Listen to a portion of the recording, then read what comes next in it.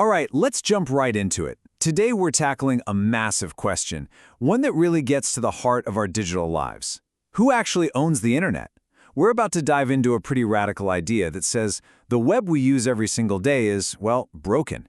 And maybe, just maybe, it's time for a revolution. I mean, think about it. You click, you search, you post. It all feels so seamless, right? Almost like it's a public park that belongs to everyone. But is it really? Who are the actual gatekeepers here?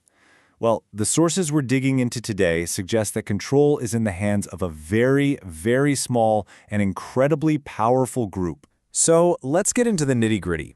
According to an essay by an activist named Khalid Omana, the internet we know and love isn't the open frontier we imagine it to be. Nope. Instead, it's built like a pyramid, with a system of centralized control at the very top. And sitting at the peak of that pyramid is an organization you've probably never even heard of, ICANN. But don't let that fool you. They are immensely powerful. ICANN manages the entire domain name system. You know, deciding who gets a .com, a .org, all of it.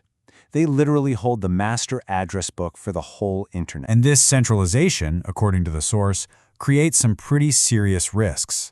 Having a single authority means there's a single point of pressure for governments that might want to censor or spy on people.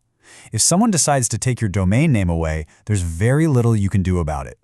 It basically takes this network that was designed to be resilient and free and makes it fragile. The source really doesn't pull any punches here. It argues that this system has turned internet technology into a potential weapon.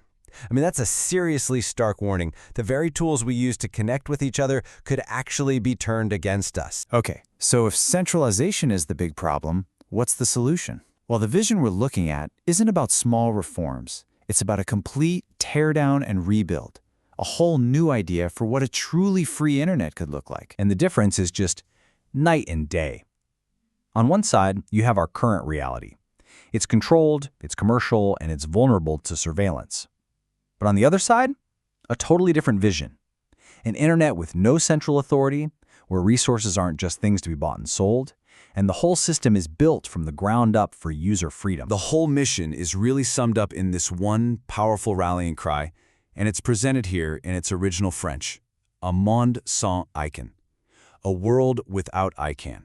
It's so simple, but man, what an audacious call to action, to just dismantle the entire power structure. Okay, so all of this might be sounding a bit like an abstract political philosophy, but it's actually inspired a real-world project, and it is, well, it's very unconventional. Let's talk about Regency Uber. And this isn't just some vague idea. It's a project with a detailed history and a very, very long-term view.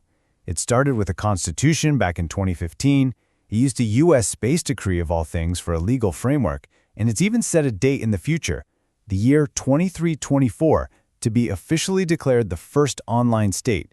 This is a vision that literally spans centuries. And just when you think a 300-year plan is weird enough, get a load of this. The founder, Khalid Omana, officially holds the title His Galactical Majesty. It's just a fascinating detail that shows this project isn't just building a website. It's adopting all the formal, and you could say grandiose, trappings of a state. So, you're wondering how you join this digital state, right? Well, membership is done through donation. You can join as an individual citizen, or a company can join as an entity. Or, and this is where it gets really interesting, you can join as a subject. And that category includes children, robots, and even AIs. I mean, that is a truly 24th century approach to nation building. Okay, so galactical majesties and digital citizens are one thing, but how would you actually build this new kind of internet? Well, the source argues that the technology we need is pretty much already here. So, how would it all work under the hood? It would be built on a few key pieces of tech. First, you've got peer-to-peer networks, where users connect directly instead of going through a big company server. Then, there's blockchain. Yep, the same tech behind Bitcoin, which could manage domain names so no single person or group could just take them away. And finally, you have protocols like IPFS, which are designed to make content really hard to censor. You put those together, and you have the building blocks for an internet that's resistant to control by its very nature. So what does this all add up to? The material we've been looking at isn't just some dry academic paper. It's really a manifesto. You could even call it a call to arms for our digital age. The ultimate message here is a clear call to action.